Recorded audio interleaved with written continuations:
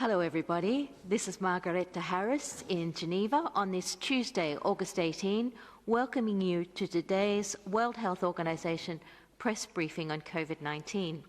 We have with us, as always, in the room, the WHO Director General, Dr. Tedros, along with Dr. Mariangela Shimao, our Assistant Director General for Access to Medicines and Health Products, Dr. Maria Van Kerkhoff, Technical Lead for COVID-19, Dr. Bruce Aylward, Senior Advisor to the Director General, who is leading the work to accelerate access to tools to beat COVID, the ACT Accelerator, and also Mr. Paul Molinaro, our Logistician-in-Chief, or officially Chief Operations, Support and Logistics. Joining us remotely will also be Dr. Mike Ryan, Executive Director of our Emergencies Program. So, as usual, we are translating this simultaneously in the 6 official languages plus Portuguese and Hindi, and remember that under the Zoom system you need to go to the Korean button to use Arabic. So now, without further delay, I will hand over to Dr. Tedros. Dr. Tedros, you have the floor. Thank you, Margareta. Good morning, good afternoon, and good evening.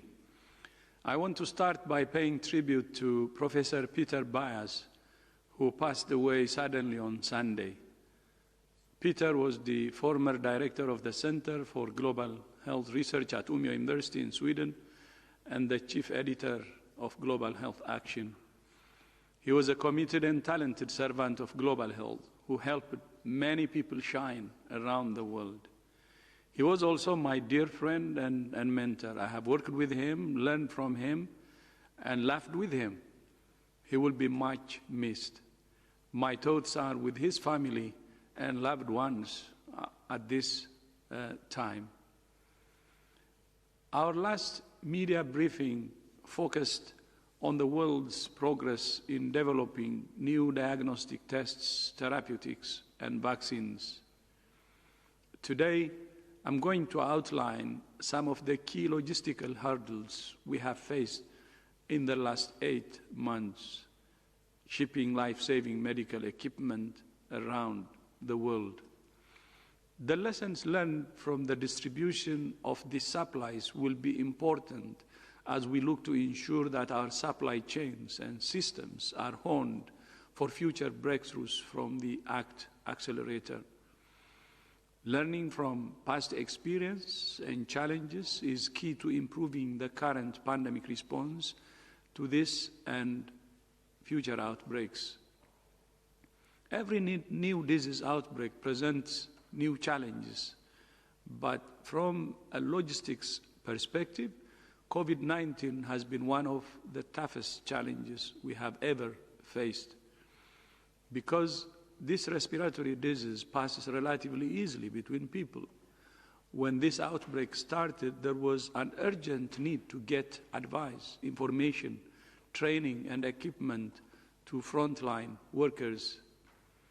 On the 5th January, days after a cluster of unknown pneumonia was identified in Wuhan, China, WHO shared detailed information on the cases with the world and advised all countries and emergency contact points to take precautions to reduce the risk of severe acute respiratory infections. Between the 10th and 12th of January, WHO published a package of guidance documents for countries. These covered topics related to the management of an outbreak of a new disease, including finding and testing for the disease, caring for patients, and infection prevention and control measures to protect health care workers. By the second week of January, China had mapped the genome and shared it with WHO and with wider world. We rapidly published a how-to on building a PCR test for COVID-19 from our partner lab in Germany. In the third week, WHO identified and began contracting for validated production of these tests. By the first week of February, we began shipping tests to over 150 labs around the world. which enabled the countries to quickly identify, track, and trace the virus. As this was happening and outbreaks started to spread in other countries, there was a huge surge in demand for personal protective equipment, such as medical masks, gowns, gloves, and face protection. Manufacturers in several key countries were under so-called lockdown, and there was a collapse in air transport, which is imperative for sending supplies around the world. Some countries put in place export restrictions, and there were several instances of requisitioning key medical supplies for national use. Supply nationalism exacerbated the pandemic and contributed to the total failure of the global supply chain. For a period of time, some countries were without key supplies, such as key items for health workers who were dealing with surging cases of COVID-19. And many countries still do not have enough.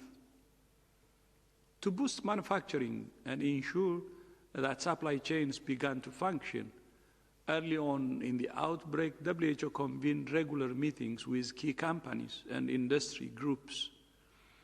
WHO worked closely with the World Food Programme and quickly utilized 9 new and existing logistics hubs to establish a solid supply chain to deliver life-saving PPE and medical supplies around the world.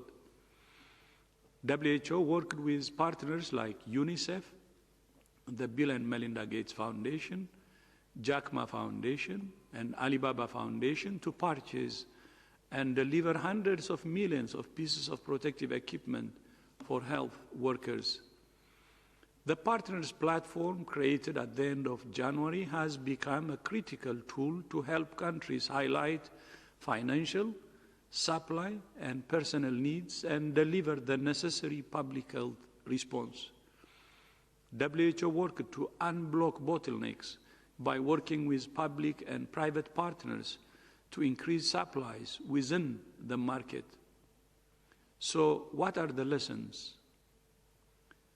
While there is a wish amongst leaders to protect their own people first, the response to this pandemic has to be collective. This is not charity. We have learned the hard way that the fastest way to end this pandemic and to reopen economies is to start by protecting the highest risk populations everywhere, rather than the entire populations of just some countries. Sharing finite supplies strategically and globally is actually in each country's national interest. No one is safe until everyone is safe. No one country has access to research and development, manufacturing, and all the supply chain for all essential medicines and materials. And if we can work together, we can ensure that all essential workers are protected and proven treatments like dexamethasone are available to those who need them. With PPE and tests, a collaboration between the public and private sectors meant supply was increased in order to support fair and equitable use of scarce products. As new diagnostics, medicines, and vaccines come through the pipeline, it's critical that countries don't repeat the same mistakes. We need to prevent vaccine nationalism. And for this reason, WHO is working with governments and the private sector to both accelerate the science through the ACT Accelerator and ensure that new innovations are available to everyone, everywhere, starting with those at highest risk.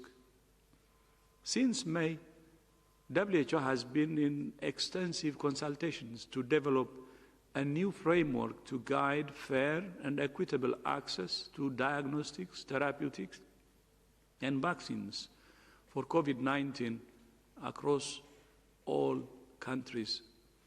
These cross-cutting principles are key to the promotion of equitable access and fair allocation of these essential health products for the greatest impact globally. For example, once a successful vaccine has been identified, WHO's Strategic Advisory Group will provide recommendations for their appropriate and fair use. The allocation of vaccines is proposed to be rolled out in 2 phases. In phase 1, doses will be allocated proportionally to all participating countries simultaneously to reduce overall risk. In phase 2, consideration will be given to countries in relation to threat and vulnerability. Frontline workers in health and social care settings are prioritized as they are essential to treat and protect the population and come in close contact with high mortality risk groups. Initial data has shown that adults over 65 years old and those with certain comorbidities are at the highest risk of dying from COVID-19. For most countries, a phase 1 allocation that builds up to 20% of the population would cover most of the at-risk groups. If we don't protect these highest risk people from the virus everywhere, and at the same time, we can't stabilize health systems and rebuild the global economy. This is what the first crucial phase of the vaccine allocation mechanism aims to do. We are all so interconnected. As a small example, vaccine developed in one country may need to be filled in vials with stoppers that are produced in another, using materials for the high-grade glass that's only available from yet another country. We will need to quickly manufacture billions of doses to reach all those who need the vaccine, which means hundreds of millions of glass vials and ways to transport them effectively. All this means elite planning at the highest level is needed right now to prepare to vaccinate and treat the world as new technologies come down the pipeline. As we accelerate the science, solidarity is needed to provide a joint solution to the pandemic. The Kovacs Global Vaccines Facility is the critical mechanism for joint procurement and pooling risk across multiple vaccines, which is why today I sent a letter to every member state encouraging them to join the Kovacs facility. Like an orchestra, we need all instruments to be played in harmony to create music that everyone enjoys. 1 or 2 instruments playing by themselves just won't suffice when the world is waiting and listening intently. We will work to bring the band together to promote science, solutions, and solidarity, because we believe to our core that we do it best when we do it together. I thank you. Thank you, Dr. Tedros. I will now open the floor to questions from the press online. But I'd remind you first that if you wish to ask a question, you need to raise your hand. I'll also ask you to keep your questions to 1 question. You may ask your question in any of the 6 UN languages, plus Portuguese, because we have simultaneous translation. We are restricting this briefing to under an hour as usual, so as I said before, please restrict yourself to 1 question. Now, for the first question, because we've got this press conference earlier, we've got people joining us really from all around the world. We have a question from Australia. So I'll ask Jason Gale of Bloomberg to please unmute yourself and please ask your question, Jason.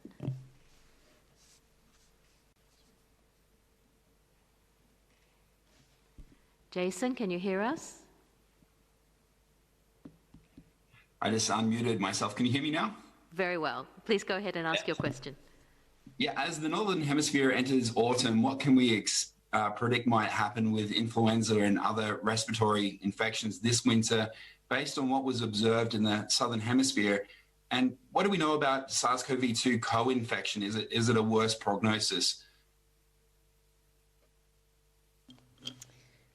So thank you, Jason, for the question. I'll begin. So it's a good question that you have about the circulation of influenza virus in the Southern Hemisphere and what we may expect from the Northern Hemisphere.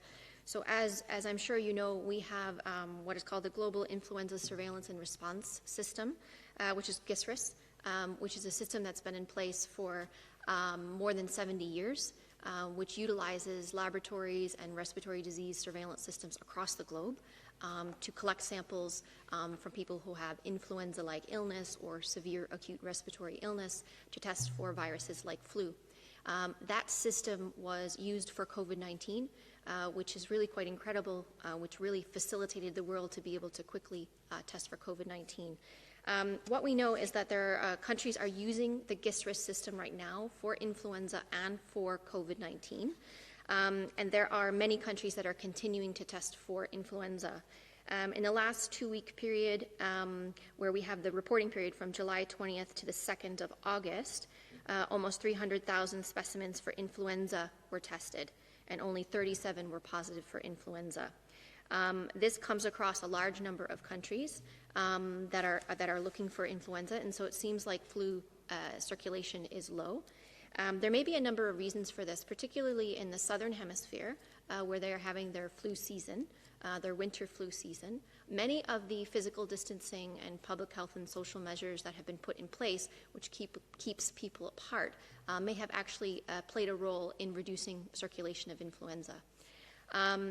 I think we need to be careful about making an assessment of what may happen in the Northern Hemisphere for a number of reasons. First of all, we need to continue to test for influenza all across the globe. So the systems that are in place that are testing for COVID must continue to test for flu. That's first and foremost. Secondly, we do have a vaccine for influenza. And so it's important that people get vaccinated against influenza when that vaccine becomes available. That's really important, because it will be quite difficult if somebody is infected with either COVID or flu and they have a flu-like illness or cold-like symptoms, we won't be able to distinguish immediately between whether somebody has flu or whether somebody has COVID. We will need testing to be able to do that. So it could complicate the clinical picture. But there are tools that are in place for influenza, and so it is really, really important that when the vaccine becomes available for flu, that people do take that vaccine. Please go ahead, Dr. Aylward. Thanks, Margaret. And Jason, just to reinforce the importance of the issue that you raised with respect to flu and COVID. Last year, as Maria mentioned, the COVID hit the Northern Hemisphere in most places as we were coming out of the flu season. And this was extremely important because as you look at the massive expansion that had to happen in critical care capacities in the Northern Hemisphere in particular, in a lot of the countries and areas that we were working with, when you asked a hospital, how did you expand from 30 beds to 45 or 30 to 50 or whatever, the answer often was because we had that additional surge capacity for flu.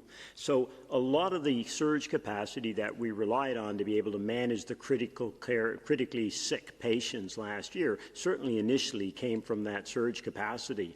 And that highlights the reason it's so important to get the flu vaccination rates up this year, even relative to previous years, as Maria emphasized, because we need that capacity potentially to manage COVID also this year. Again, as we spoke about in our last presser, we have a huge susceptibility gap still against this disease, COVID. We're going into a high season for transmission of respiratory illnesses, and hence our concern that we have all possible capacities optimized to be able to manage that. And part of this is going to be managing flu and managing, ensuring optimal flu vaccination, as Maria mentioned. Thank you very much, Drs. Van Kerkhoff and Dr. Aylward. The next question comes closer to home. It's from Nina from Agence France Presse. Nina, please unmute yourself and go ahead. Thank you. Can you hear me? Very well. Please go ahead. Okay, great. Thanks a lot. I was wondering, I saw that there was some reports out earlier this week that suggested that the so-called herd immunity against COVID-19 could become effective with just around 50% of people immune, opposed to 70 or 80% as thought previously. Is this something that you're looking at, and do you have a better idea of whether contracting the disease could provide the wanted immunity, or if it would mean that 50% of the world's population would have to receive a vaccine to reach that? Thank you. So thanks for this question. I will begin. So normally when we talk about herd immunity, we talk about the use of a vaccine and how many people need to be vaccinated to be able to reach the right proportion so the virus will not have an opportunity to circulate between people. What we are learning about immunity, what we are learning about antibodies, and it comes from seroepidemiology studies. There are a large number of seroepidemiology studies specifically for SARS-CoV-2 that are occurring right now globally, more than 100 right now. We are working with at least 50 countries right now to carry out studies on seroepidemiology so that we use a standardized approach across these different countries. Most of the studies that have been conducted so far, they've used a variety of methods. They've used a variety of antibody tests. So there are limitations in terms of, I don't want to overgeneralize, but what we've learned from the studies available to date is that less than 10% of the population has evidence of antibodies against SARS-CoV-2 virus. So what we really want to know are if people have these neutralizing antibodies, which are collected using a specific type of test, antibody test. Not all studies are actually looking for neutralizing antibodies. There are some higher seroprevalence rates among some frontline workers, some higher risk groups. So, for example, healthcare workers or some frontline workers, who have been directly exposed to the virus. Some areas with intense transmission, and those seropositivity rates go around 20%, 25%. But again, that means that a large proportion of the population remains susceptible. There are some suggestions of what that level of herd immunity needs to reach. A lot of these are done through modeling projections. That is quite helpful. But what we are looking at right now are the results of the seroepidemiology studies that are being conducted, and these tell us consistently across all regions that a large proportion of the population remains susceptible to infection, and that means the virus has an opportunity to spread. So this is why we emphasize so much that we have a responsibility ourselves to prevent ourselves from getting infected, and if we are infected, to prevent that virus from passing to others, which is why we focus on the case finding, the contact tracing, isolation of cases, quarantine of contacts. Having said that, just lastly to say is when somebody is infected with this virus, we expect that they develop an immune response. What we are learning right now is how strong that response is and for how long that response will last. We do not have a complete picture of this yet, but we do expect that if people are infected, and there may be some differences if they have a mild disease or even if they're asymptomatic versus if they have a severe disease, they do mount an immune response. What we don't know is for how strong that is and for how long that will last, but those studies are currently underway.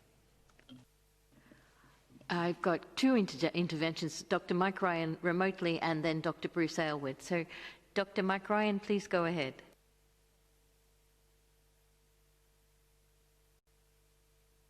Hi, Margaret, can you hear me? Very well, and we can see you too. Great, great. No, just to follow up on Maria, I think the issue here is that transmission and susceptibility are very different in very different countries, different people transmitting, different people susceptible. The fact is that we don't know where this much mooted herd immunity lies, the level of immunity in the population that itself, by itself, suppresses transmission because there aren't enough people susceptible available. The question is, there is no question in my mind, we're a long way from that and will remain a long way from that in the absence of an effective vaccine. It may be lower than was previously suggested at 60, 70, 80%. We don't know how much lower. We don't know what role cell-based immunity and other things play in the disease, and we certainly don't know how long protection lasts. So yes, there's a lot up in the air. There's a lot to be discussed. There's a lot to be worked out between the scientists. But I think what we can say with certainty is right now, as a planet, as a global population, we are nowhere close to the levels of immunity required to stop this disease transmitting. And we need to focus on what we can actually do now to suppress transmission and not live in hope of herd immunity being our salvation. Right now, that is not a solution. And it's not a solution we should be looking to for our salvation. Thank you, Dr. Ryan. And now Dr. Aylward's got some more to add. Yes, sorry, Margaret. I think Michael really captured it because there were two parts of this question as we were alluding to, what level of herd immunity. We're dealing with a respiratory-borne pathogen which is relentlessly seeking out the susceptibles. That's what we're seeing, which means you want very high herd immunity. Now, we're also human, so when we hear a range of 50% to 80%, we think, gosh, I hope it's 50%. But in a situation like this, where we lock down half the world's population, where the economy's ground to a halt in so many places, you have to plan for very high levels of herd immunity, because we don't want to take chances. We don't want to be wrong. So as we're planning vaccination, as we're planning the rollout, you want to plan to get high coverage and not get lulled into a dangerously seductive suggestion that it could be low.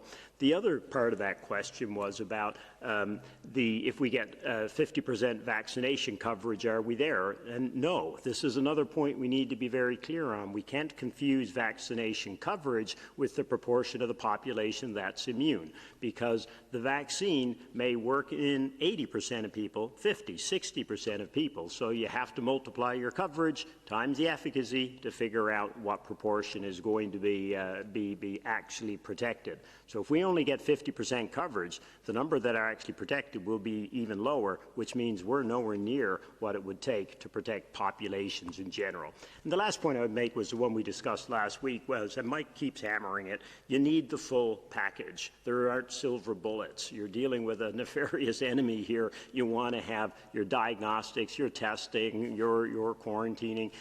You want to have your therapeutics as well as your vaccine. And that's why the Director General Launchnan is talking about the ACT Accelerator so much. It's about getting all of these tools to scale so that we can actually tackle this thing properly and get back to the new normal we need to keep our societies functioning and our economies open and our health systems safe. Thank you very much for all those answers, Drs. Van Kerkhove, Dr. Ryan and Dr. Aylward. We're now moving to Azerbaijan for our next question, which is coming from Kamran Kasimov of Real TV, Azerbaijan. Kamran, can you unmute yourself and ask your question? You hear me? Yes, we can. Please go ahead. Yes, okay. Greetings from Azerbaijan, from Real TV. I have a question about education system, because some countries, also Azerbaijan, discussing for the new school season course. So there have many points about the reduce of the hours of lessons, and we need for official position of WHO. Maybe you have new rules or suggestions about the new school season, because I repeat, many countries, also Azerbaijan, preparing for the school season. Please. Thank you so much for this really important question. It's a question we get quite often around the opening and closing of schools. There are many, WHO has issued guidance around the considerations of opening schools, closing schools, full closure, partial closure in the context of this pandemic. What is really, really important is that we understand that schools operate in communities. Schools are not in isolation. So if the virus is circulating in communities, if the virus is circulating around that school where the children live, where the people who work at that school live, there's a possibility that the virus can enter the school system. So what we've done is we have outlined a number of considerations for schools to take into account for the safe reopening of schools. Everybody recognizes globally the importance of schools for children, not only for education, but for security, for food, for social interaction, for protection.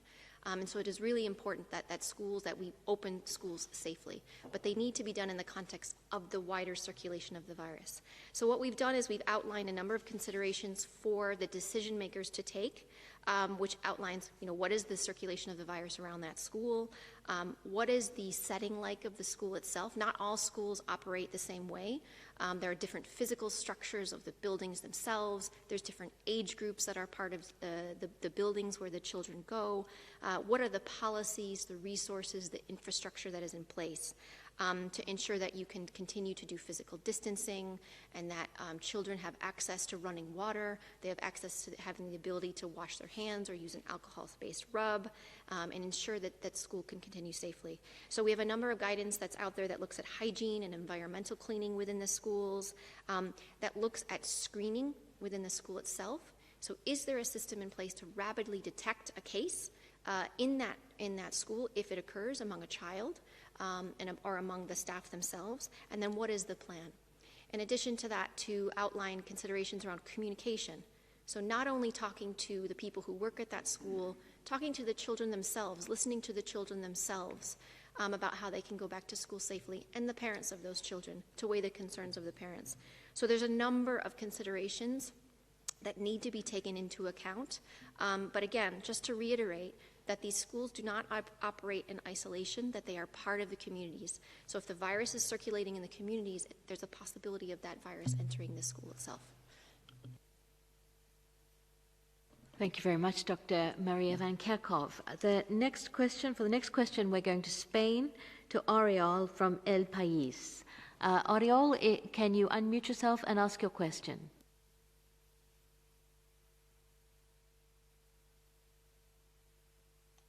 Hola, buenas tardes, ¿me oyen? Yes, we can. Yes, go ahead. Muy bien. Les quería preguntar, ustedes conocen que España es el país europeo con más incidencia en las últimas fechas, lo que ha sido respuesto por algunos países con restricciones al movimiento de personas, como la imposición de cuarentenas o de indicaciones o instrucciones de no viajar. Quería saber su opinión sobre estas decisiones adoptadas por otros países. Thank you. I think this one's one for Maria to start with. Yes, so thanks again for the question about we are seeing a large number of countries that are opening up their societies, and part of opening up that society includes travel. It includes the ability for people to travel. We have recently issued guidance similar to what I've just mentioned about the schools. These are about considerations for travel and how this can be done safely. And it's not just the act of travel itself. It starts from when you leave your home, and if you are feeling unwell, shouldn't be traveling. If you are a case, you should be in isolation. If you are a contact of a case, you should be in quarantine and therefore not traveling. But when travel, is able to open up, what are the considerations countries need to take? Some of this has to do with looking at the risk of circulation where you're traveling from to where you're traveling to. And some countries have adopted measures of looking at these corridors, of these safe corridors of traveling between this country and that country, meaning that the risk of exposure or the risk of transmission is the same in each of these countries. But again, it's more about considerations. There's no one size fits all here. Because the virus is circulating at different intensity across different countries. As an organization, it's very difficult for us to be very prescriptive. So what we've done is we've outlined these considerations for the decision makers to take when they're looking at travel, who should travel, how this should be done. It is important that if travel is taking place, that essential workers need to get where they need to get, that supplies need to go across the country. The Director General has highlighted many, many times challenges in getting supplies across the globe because flights have not been able to take off. And we're still seeing issues with this. We're still seeing issues with getting supplies to the countries where they need to go. And so, again, it's more about the considerations as opposed to being very prescriptive about if this happens, then you can do this.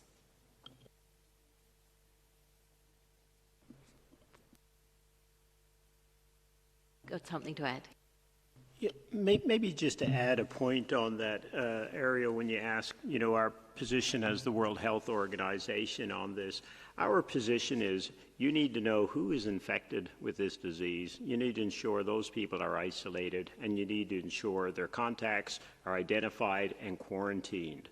The reason countries are putting travel restrictions in place, et cetera, is because they don't know that, and they're not able to manage the risks, and they're not able to understand the risks. When we get to the position where we can really test at the levels we have to, know who's infected, those people are really being isolated so they can't infect others and their contacts, and those people aren't traveling, then the virus isn't going to travel. This all comes back again to extraordinary measures that are being implemented in the absence often of our ability to do the basic public health measures that are so fundamental to getting this thing under control. So when you have a flare, is that the first thing you need to do? The first thing you need to do, test, isolate, trace the contacts, make sure those folk aren't moving. That's why we quarantine them. That's why we isolate them. And then virus transmission stops. So again, everything comes back to the fundamentals of managing this disease. Thank you very much, Dr. Aylward and Dr. Van Kerkhove. The next question we have comes from Pakistan. We're really moving around the globe today, and it's from Neha. And Neha, can you unmute yourself and ask your question? Hi. Recently, South Korea detected a genetically mutated COVID-19 virus in cases imported from Pakistan and Uzbekistan. What could you tell us about the mutation, and is there any evidence that these mutations are the reason behind low mortality rates in both these countries? Thank you.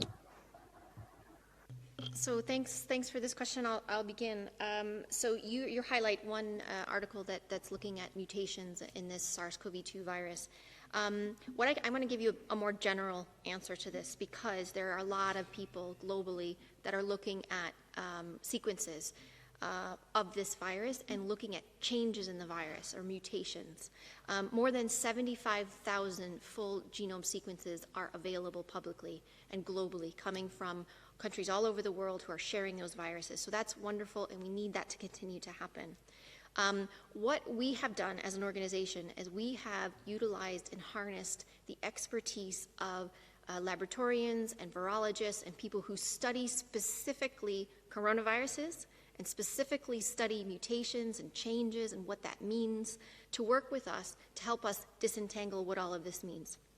An article saying that there's a new mutation can sound quite scary, but these changes in these viruses happen all the time.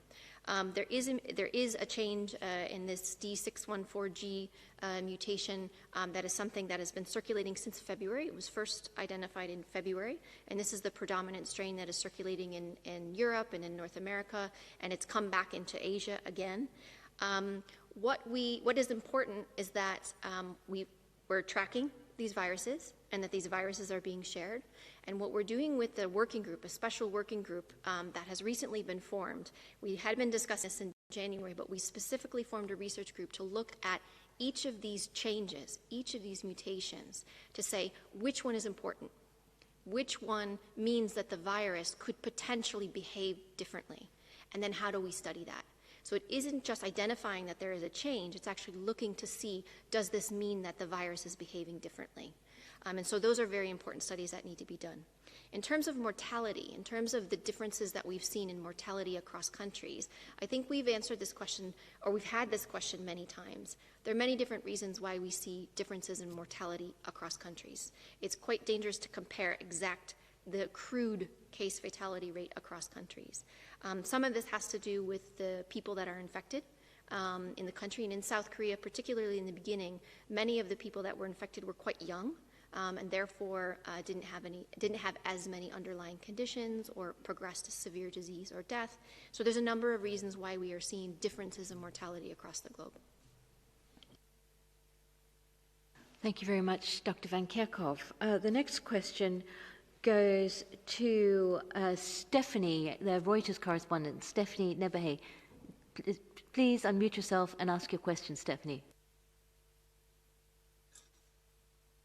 Hi, thank you very much. I wondered if perhaps Dr. Tedros could comment on some of this photo that has been circulating today from on social media and so forth from Wuhan, China, of people partying in very close proximity in a pool, and what concerns you may have about that, particularly ahead of the upcoming WHO mission to China, which may include a visit to Wuhan. Thank you very much.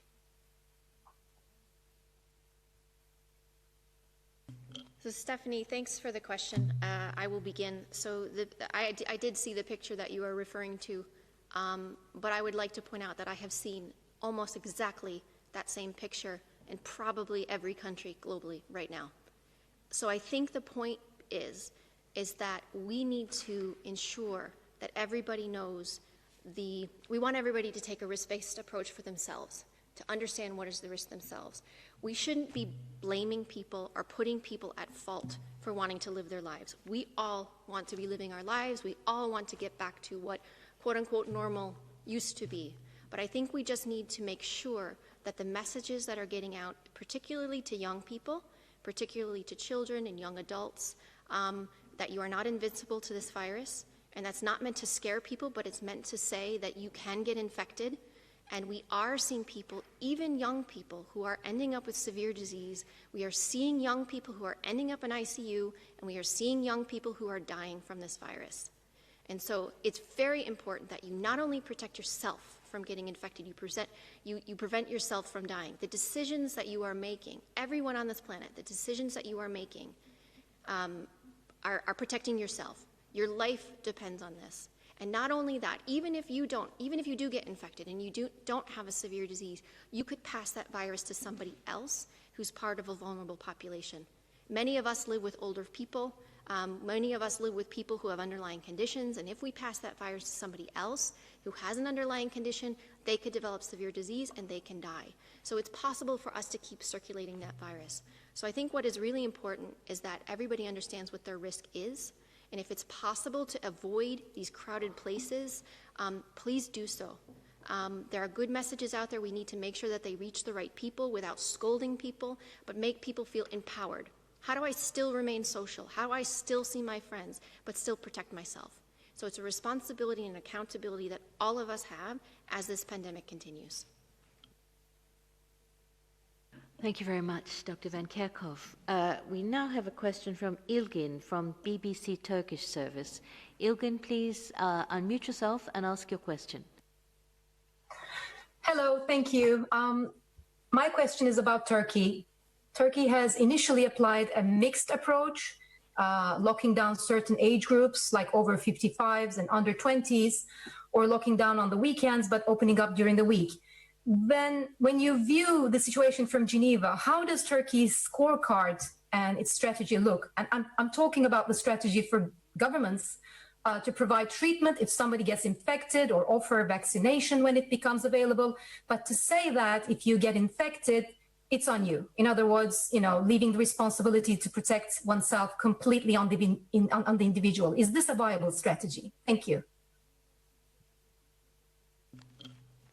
Thanks. So I will begin. I can't specifically speak to Turkey, although I'm looking at the numbers, and it appears transmission has been reduced to quite a low level, so that is good. I think one of the things I just want to mention is, you mentioned the individual responsibility. As I just mentioned in my previous answers, individuals have a responsibility, absolutely. Families have a responsibility.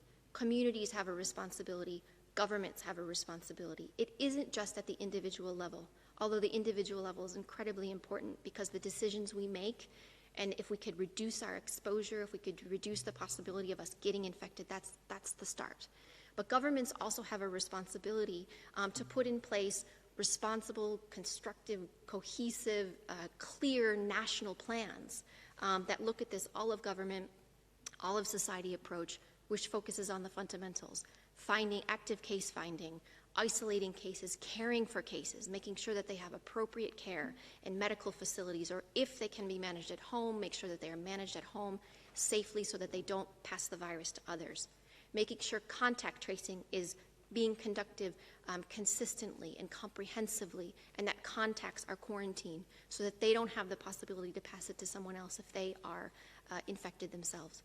To make sure that there's clinical care, appropriate care for individuals depending on the severity of their symptoms. And this includes symptomatic treatment. It includes oxygen and respiratory support. Dexamethasone if they develop critical or severe disease for the most severe patients.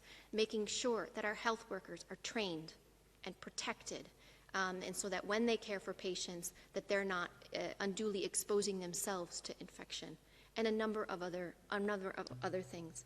So what Turkey has done and what other countries have done, taking this approach, tailoring it to the needs of the country, the capacities of the country, and being consistent in this application of these measures is really what is critical.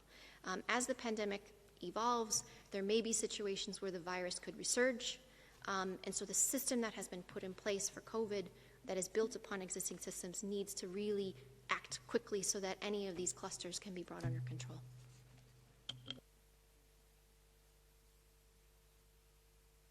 We lost connection with Dr. Ryan. Oh, Dr. Elwood, did you want to add? Nothing.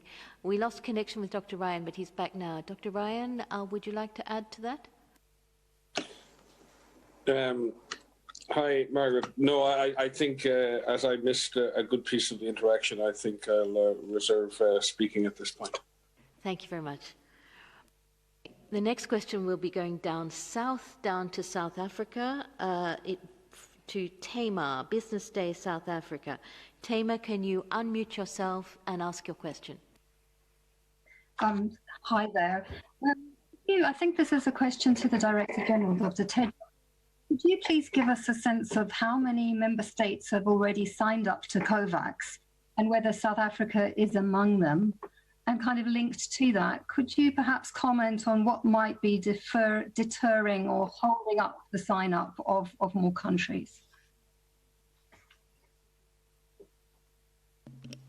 Thank you very much, Tamar, especially for raising the issue of the importance of Kovacs. And for the others on the line who may not be familiar, of course, that's shorthand for what is the ACTA's coronavirus, or COVID, pardon me, global vaccines facility. So this is a global solution that has been developed to try and ensure as many countries as possible can pool the risks of development of COVID vaccines. As everyone on this call knows, there are many, many vaccine candidates. Many of them are in trials, built on many different platforms in different parts of the world.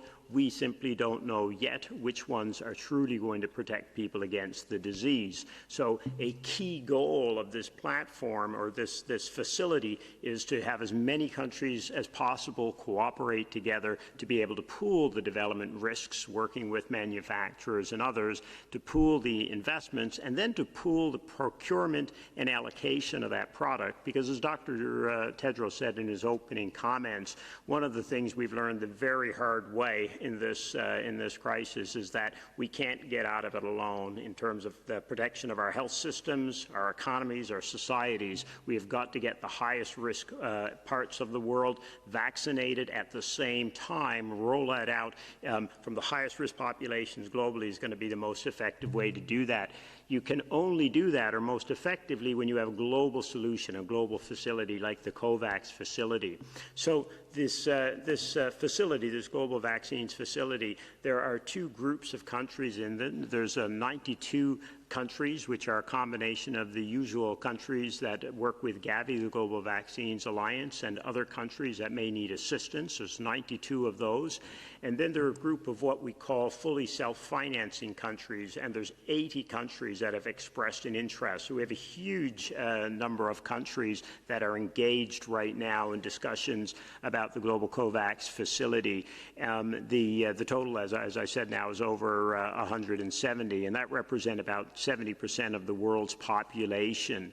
You asked how many have actually signed up specifically. Right now, we're still in the process of design. The terms, what we call the agreement terms, which a country would sign to join the facility, are just being finalized. We are looking for an indication, a firm indication for countries by the 31st of August. So that'll be the time frame that we'll be able, Tamar, to give you a better indication of who has expressed an interest versus who has actually signed on. Now, in addition to those 170 countries, one of the questions we had since last week is what about all the other countries? And there are, as people know, the European Union is working toward a solution for the European countries, and some other countries are as well.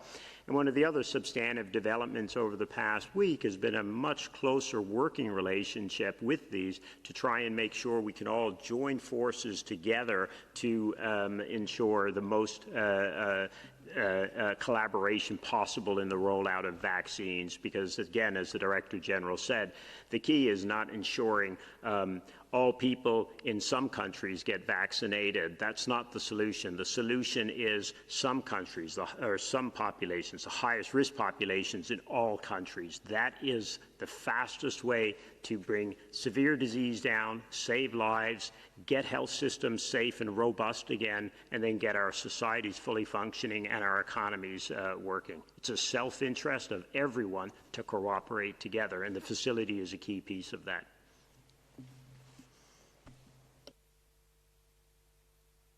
Thank you, Dr. Aylward. The next question comes from Sarah Wheaton from Politico. Sarah, can you unmute yourself and ask your question?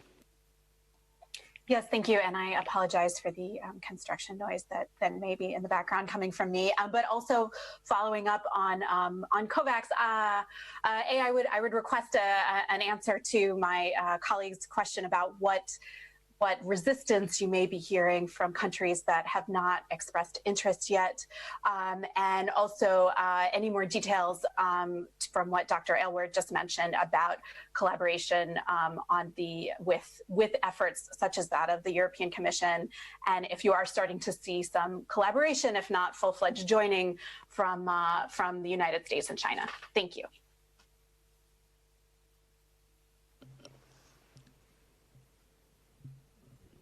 Thank you very much, and thanks.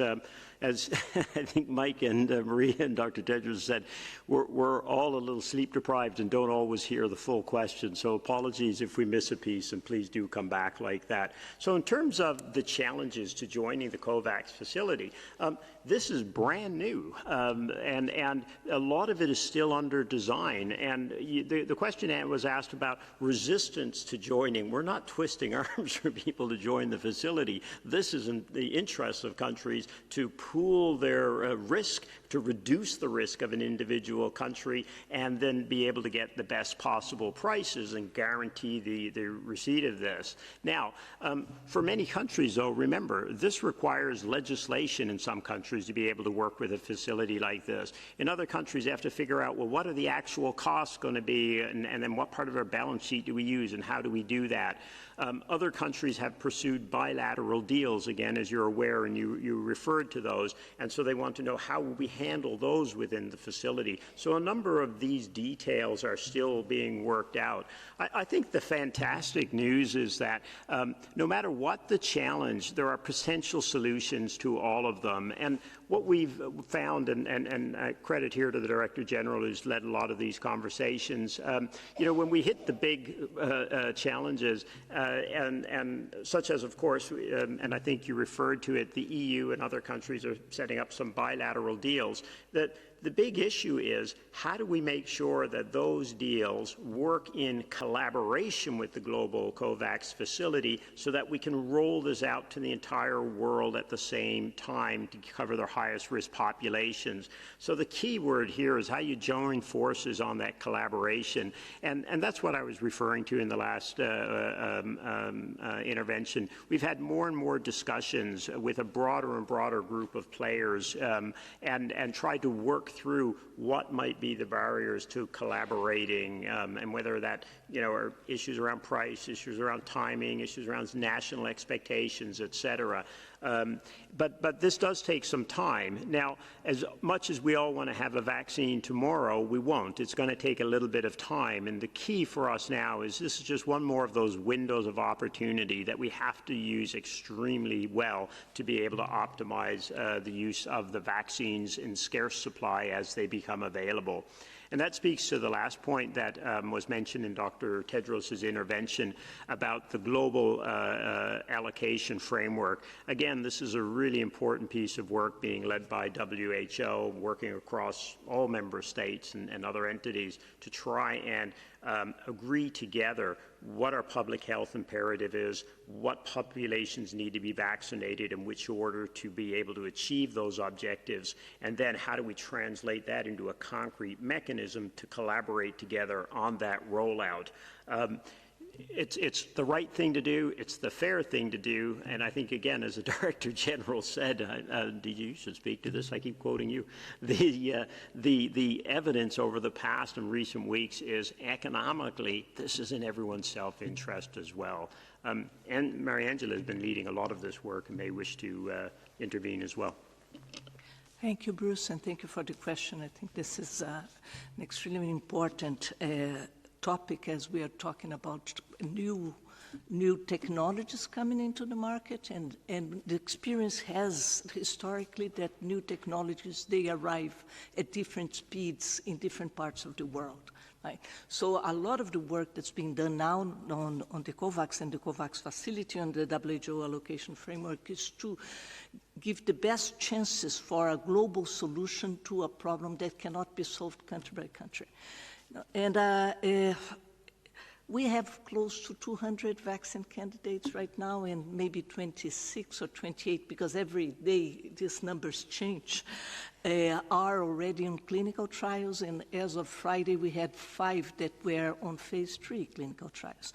And then when you're asking about resistance or specific countries that have bilateral deals or not, and WHO is putting very clearly in discussing with member states that there is a limit to what one country can do in terms of committing itself to 1 or 2 or 3 or 5 candidates. But which one will be the candidate that will be successful, we don't know yet.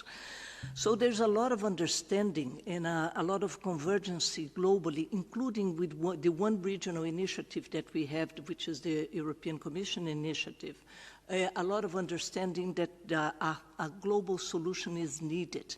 And we have countries that have already expressed interest on the Kovacs facility that have bilateral deals themselves. You know, so by joining the facility and at the same time that you do your bilateral deals, you're actually betting on a larger number of vaccine candidates.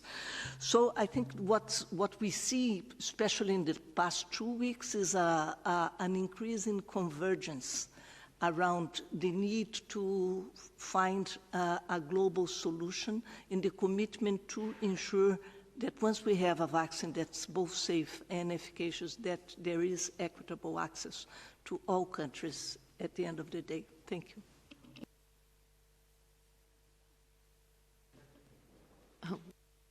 There's one nuance to this that again, I'm sorry, folks, to come back, but just that everyone's clear on as well.